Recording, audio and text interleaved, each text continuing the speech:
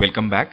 In this particular video, as you can see, we are developing a Python MySQL project for inventory management system, and this is part number 5, or you can say the last part of this particular project. इसके previous session में already हमने इस project से related तकरीबन सारे developments कर लिए हैं. यदि आपने उन videos को miss कर दिया है तो ऊपर आई बटन पे उसका link आपको मिल जाएगा.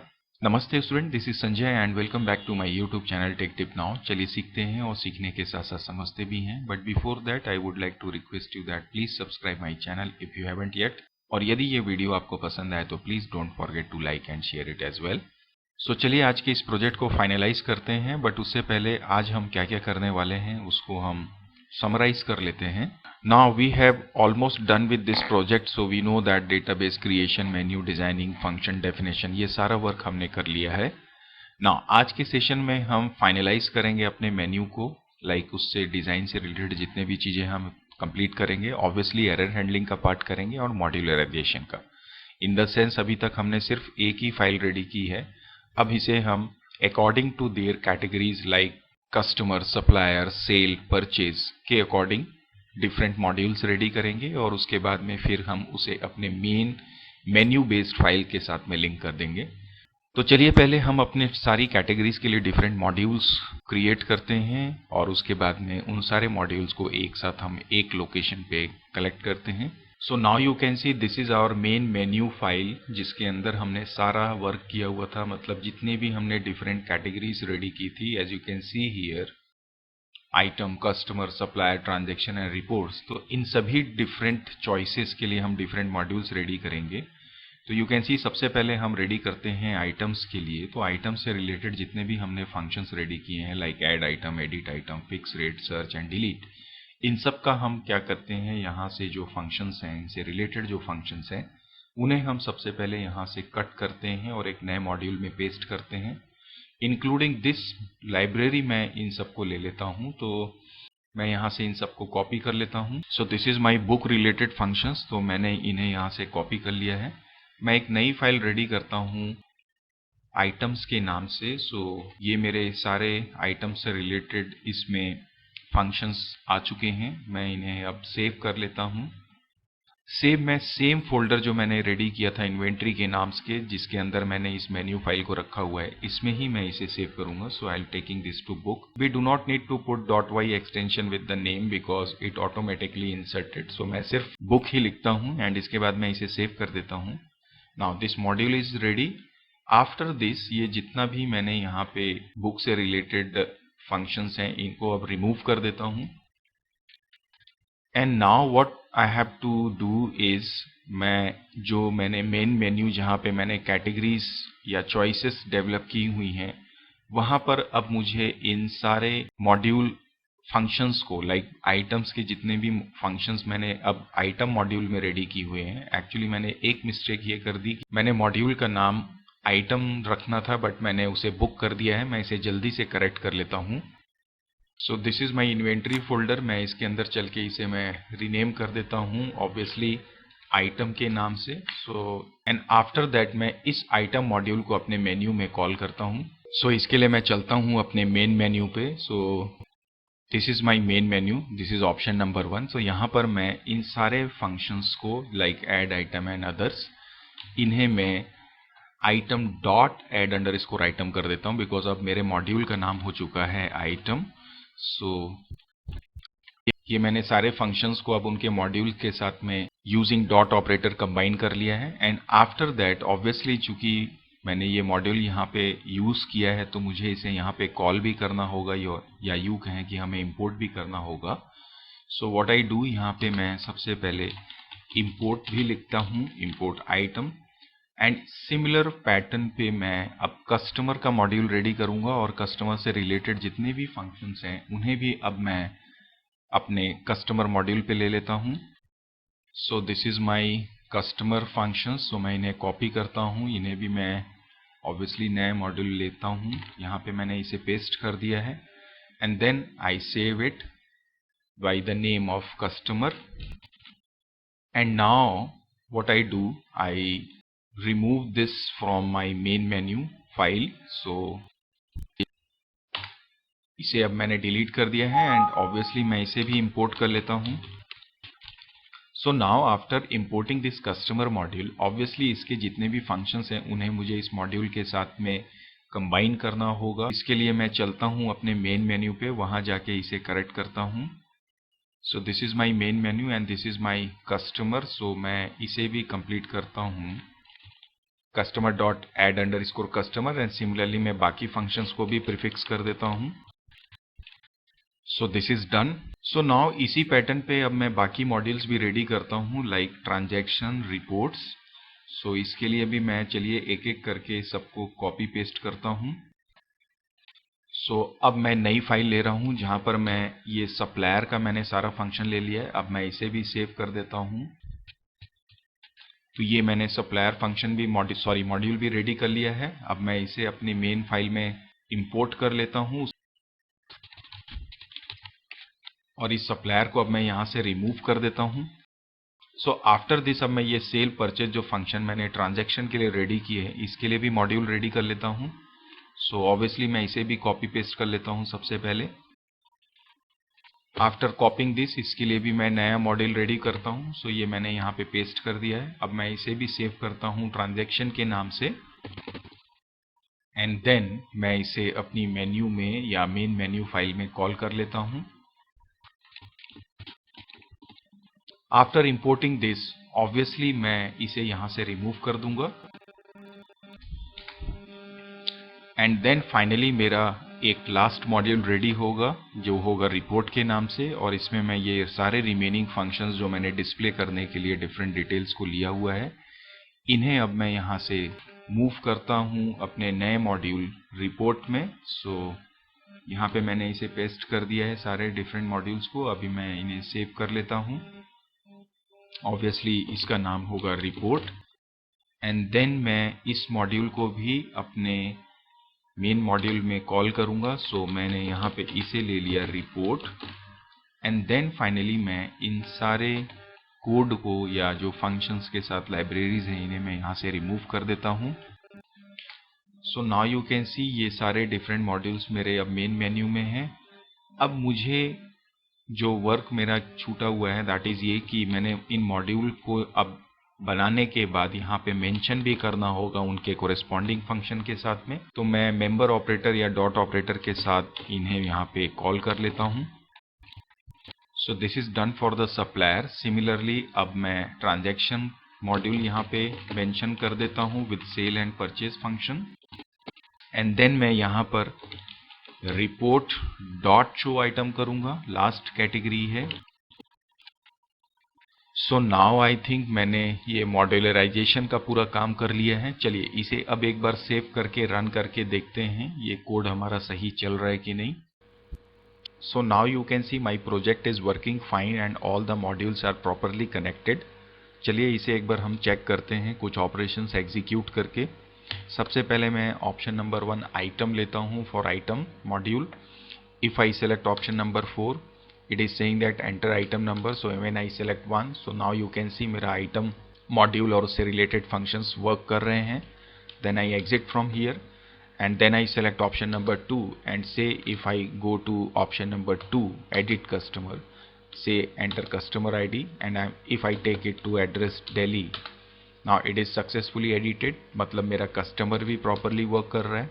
Then I go to option number 3 and if I select again say option number 3 search and if I select option number 1, so you can see you are getting the detail of the supplier ID. So now exit from this and select option number 4 for transaction. So I select option number 1 and then select date, say for example this, and supplier ID 1. Now the list is coming. Say for example if I select option number 4, quantity say 20.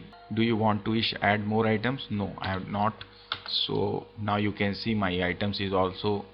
So this is how we can understand कि किस तरह से हमने different modules अपने इस project के लिए ready किए हैं और अपनी मेन मेन्यू फाइल में उसे कनेक्ट कर लिया है यूजिंग दिस इंपोर्ट। नाउ ये मेरा मॉड्यूलराइजेशन का पार्ट कंप्लीट हो चुका है। आफ्टर दैट मैं यहाँ पर इस मेन्यू को अब थोड़ा बेटर वे पे डिस्प्ले करने के लिए कुछ डिफरेंट टैब्स /t /n का और बेहतर तरीके से यूज़ करता हूँ और कुछ लाइंस को भी डिस्प्ले कर लेता हूँ। तो इसके लिए मैं सबसे पहले यहाँ पे लेता हूँ प्रिंट एंड इसके अंदर पे मैं जाता हूँ। सो मैं यहाँ पे पहले इक्वल टू लेता हूँ एंड से 80 टाइम्स इसे डिस्प्ले कर देता हूँ एंड सिमिलर फैशन पे मैं डैश को भी डिस्प्ले कर देता हूँ like this and then this 80। Now after this मैं यहाँ पे मैसेज फ्लैश करता हूँ inventory management system and for that I right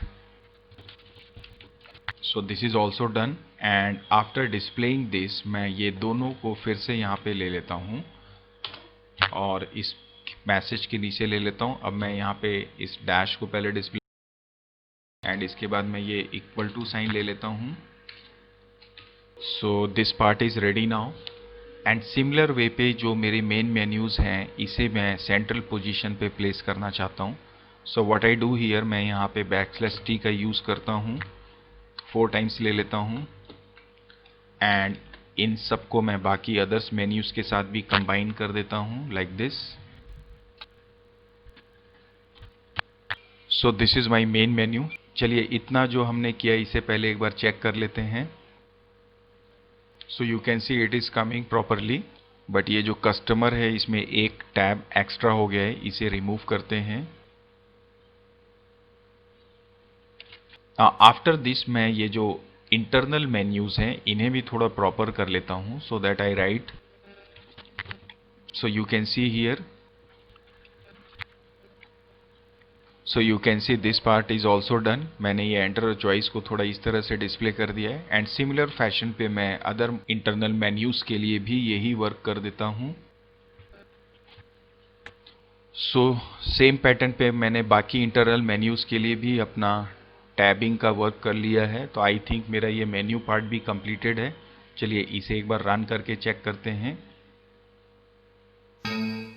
I think indenting की प्रॉब्लम कहीं पे आ रही है, चलिए इसे मैं करेक्ट कर लेता हूँ। आई थिंक ये मैंने प्रिंट स्टेटमेंट प्रॉपर नहीं लिखा है। Now it is okay. चलिए रन करते हैं अब फिर से। सो now you can see it is coming properly. अभी ये यहाँ पर आपको एक्स्ट्रा दिख रहे होंगे, लेकिन जब मैं इसे फाइनली एग्जीक्यूट करूँगा, मैं जब कंसोल के थ्रू इसे एग्जीक्यूट करूँगा, देन वी विल सी कि ये प्रॉपर डिस्प्ले हो रहा है। फिलहाल ये कस्टमर थोड़ा सा इंडेंटिंग प्रॉब्लम है, इसे हम सेट कर लेते हैं, but let's check one. So now you can see यहाँ पर ये वर्क कर रहा है, बट एंटर योर चॉइस के पहले ये n एक्स्ट्रा हो गया है, इसे भी हम सेट करते हैं। Now again it is coming. Now if you select option number 2, now it is okay and after exiting from this again option number 3 is okay, then check for option number 4. So now you can see everything is okay except the first one जो हमने शुरू में देखा जब हम option number 1 ले रहे थे। So this was coming like this and ये 2 ऑप्शन जो है हमारा सही नहीं है। चलिए इसे ठीक कर लेते हैं। So सबसे पहले मैं आइटम मेन्यू में चलता हूँ, यहाँ पर जहाँ पर ये मेरा n एक्स्ट्रा हो चुका है। Now it is okay and जो मैंने यहाँ पे कस्टमर लिया है इसमें थोड़ी सी प्रॉब्लम आ रही है। सो मैं यहाँ पे \t लगा देता हूँ। Let's see whether it is working. So now you can see it is running properly. If you select option number 1 that is also okay now. So now मेरा ये मेन्यू डिज़ाइनिंग पार्ट भी ready हो चुका है। सो अब the question is that कि से for example कई बार हम जब अपने प्रोजेक्ट को एग्जीक्यूट करते हैं तो हमें एक्सेप्शंस हैंडल भी करने होते हैं। से फॉर एग्जाम्पल अगर मैं ऑप्शन नंबर 1 एग्जीक्यूट करूं, लेट्स से जब मैं इस मॉड्यूल को रन करता हूं फिर से, now if I select option number 1 it is saying add item. Now after this if I select add item say for example 1, then name I am selecting 1, purchase rate I am taking this characters. Now you see it is showing us error. सो मुझे इस तरह की unconditional errors को भी report करना है। सो इसके लिए मैं यहाँ पे एक्सेप्शंस हैंडल करूँगा and for that what we can do, say for example मैं आइटम मॉड्यूल ओपन करता हूँ। सो मैंने ये आइटम मॉड्यूल ओपन कर लिया है। अब ऐड आइटम के अंदर चल के मैंने यहाँ पे इस पूरे कोड को ट्राई ब्लॉक में लगा दिया है एंड इसके बाद में मैं इस पूरे कोड को इंडेंटिंग कर लेता हूँ एंड देन मैं फाइनली यहाँ पे एरर हैंडलर यूज करूंगा, दैट इज एक्सेप्ट। और इस एक्सेप्ट के अंदर से अगर मैं डालता हूँ प्रिंट से रॉन्ग एंट्री, आप अपने हिसाब से कोई भी मैसेज ले सकते हैं। सो मैंने ये सिंपली रॉन्ग एंट्री डाल दिया है। चलिए अब मैं अगर इसे सेव कर दूं और सेव करने के बाद अगर मैं अपने मेन मॉड्यूल पे चल के इसे रन करके देखूं वेदर इट इज वर्किंग और not. So now it is coming. If I select option number 1, then see it is coming. Now if I select add item, I select one, say for example name, and this time if I select rate to like this, so now you can see it is showing you wrong entry, please check। तो अब मेरा programme continuation mode पे है and आपको फिर से ये option number 1 मिल रहा है। So this is how we can handle the errors in our projects. तो इसके लिए आप क्या करते हैं कि जितने भी आप मॉड्यूल्स रेडी करते हैं उसके जितने भी फंक्शंस होते हैं, जैसे मैंने अभी आपको बताया आइटम का, मैं वापस उसे ओपन करता हूं। This is my item module. तो जैसे मैंने ये ट्राई ब्लॉक यहाँ लिया और एक्सेप्ट ब्लॉक लिया, सिमिलरली अदर मॉड्यूल्स में भी मैं जैसे यहाँ पे इस आइटम के लिए फिर से रेडी करता हूँ, मैं इन सारे कोड्स को इंडेंटिंग कर देता हूँ एंड आफ्टर दिस अब मैं यहाँ पे एक्सेप्ट ब्लॉक को ले लेता हूँ। आई थिंक ये विजिबल नहीं होगा नाउ, ये दिस इज माई एक्सेप्ट और यहाँ पर फिर से मैं प्रिंट कर देता हूँ। सो ये मेरा मैसेज हो गया, ये करेक्ट कर लेता हूँ एंड सेम पैटर्न पे आप सभी मॉड्यूल्स पे जैसे मैंने यहाँ पे ट्राई और एक्सेप्ट ब्लॉक को यूज़ किया है आप भी ले सकते हैं। चलिए इसे अब एक बार सेव करके मैं एडिट के लिए भी रन करके आपको दिखा देता हूँ। Okay, I have done some mistake in the except. चलिए इसे करेक्ट कर लेते हैं। Actually it should be indented properly, so मैंने अब इसे करेक्ट कर लिया है। अब आप इसे सेव करिए and now you run it. So now you can see it is coming option number 1, then I select option number 2, let me maximize it। now enter item number, अगर मैं यहाँ पे कुछ डाल देता हूँ so you can see it is showing you wrong entry। so this is how आप जितने भी मॉड्यूल्स में जितने भी फंक्शंस आपने बनाए हैं उनमें इस ट्राई और एक्सेप्ट ब्लॉक को जरूर इस्तेमाल करिए। so इससे एटलीस्ट आपका प्रोजेक्ट कभी भी टर्मिनेट नहीं होगा। so ये हुआ मेरा final part and now after this चलिए मैं इस मॉड्यूल को अब आपको कंसोल में रन करके दिखाता हूँ। सो इसके लिए मैं अपने फोल्डर पे चलता हूँ पहले। Now see this is my inventory folder. अगर मैं इसके अंदर चल के इस मेन्यू को डबल क्लिक करके रन करूँ, now you can see it is coming like this and then if you select option number 1 and then you select say fix rate, enter item number, enter purchase rate, say I select 45 and then I select say 120 rupees and then you press enter। now it is done and अगर मैं इसके बाद exit करता हूं तो मेरा ये inventory का जो मेन्यू है ये एक्चुअली, या यूँ कहें कि मेरी ये पूरी स्क्रीन क्लियर होनी चाहिए जब भी मेरा मेन मेन्यू आता है उसके बाद में ये ऑप्शन आना चाहिए। सो इसके लिए हम क्या करते हैं, OS मॉड्यूल को यूज़ करते हैं और उसके लिए साथ ही उसके CLS फंक्शन को यूज़ करते हैं। चलिए देखते हैं किस तरह से। इसके लिए मैं अपने फिर से मेन फाइल पे वापस आ जाता हूँ और सबसे पहले मैं यहाँ पे इंपोर्ट करता हूँ import OS and after that जो मेरा ये मेन मेन्यू जब भी कॉल होगा मैं यहाँ पे कॉल करता हूँ os.system मॉड्यूल एंड इसके अंदर में मैं आर्ग्यूमेंट पास कर देता हूँ clear screen. That's it. Now अब मैं इसे सेव करता हूं एंड सेव करने के बाद वापस मैं अपने फोल्डर पे चल के अगर इसे मैं रन करूं, so now you can see it is coming properly. Now if I select option number 2 and then if I select option number 3, I am taking this Sanjay and then see what is coming. So ये result आ गया मेरे पास में and इसके बाद अगर मैं 5 करके exit करता हूं तो आप देखेंगे मेरा मेन मेन्यू फिर से वापस आ चुका है। So overall this is done from my side for this particular project। might be possible इसमें और बहुत सारे different functions आप ले सकते हैं, रिमूव कर सकते हैं, अपने तरीके से आप इसे मॉडिफाई कर सकते हैं, but the concept was to just make you understand that किस तरह से हम इन्वेंट्री बेस्ड प्रोजेक्ट्स को डेवलप कर सकते हैं और इस प्रोजेक्ट को डेवलप करने के लिए हम कौन कौन से स्टेजेस में किस तरह से वर्कआउट करते हैं। आई होप आपको ये प्रोजेक्ट मदद करेगा पाइथन एंड MySQL को लर्न करने में और किस तरह से हम प्रोजेक्ट स्मॉल लेवल पे डेवलप कर सकते हैं और इसके बाद स्टेप बाय स्टेप आपकी लर्निंग जब आगे बढ़ती है तो आप बड़े प्रोजेक्ट्स रेडी कर सकते हैं। So finally I am concluding my this project here. Thank you very much for giving your time and thank you very much for watching this video. So keep practicing, keep learning.